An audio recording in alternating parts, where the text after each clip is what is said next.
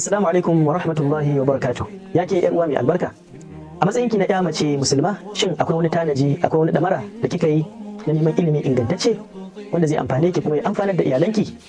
Lallai idan haka ne, to akwai bishara da nake tafi miki da shi dangane da abin da ya shafi cewa makarantar Alkawarir Academy ta buɗe kofar ɗiban sabbin ɗalibai a karo na 5 domin shiga wannan tsari da ta saba yin shi na karantar da 'ya'ya mata zalla kyauta ta hanyar kafafen sada zumunta ta hanyar yanan gizo.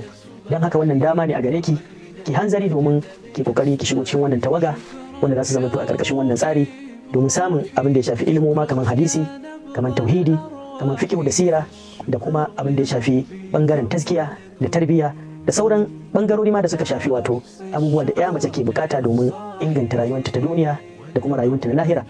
Dan haka kada ki sake a baki a baya, yi kokari ki ribaci wannan dama da ta zo har zuwa gare ki domin ki rijista wato abin da ya shafi wannan makaranta ko ki tuntuba ki ji al'amarin yake.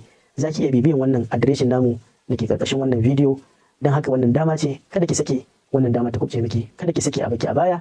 Wassalamu alaikum wa rahmatullahi wa barakatuh.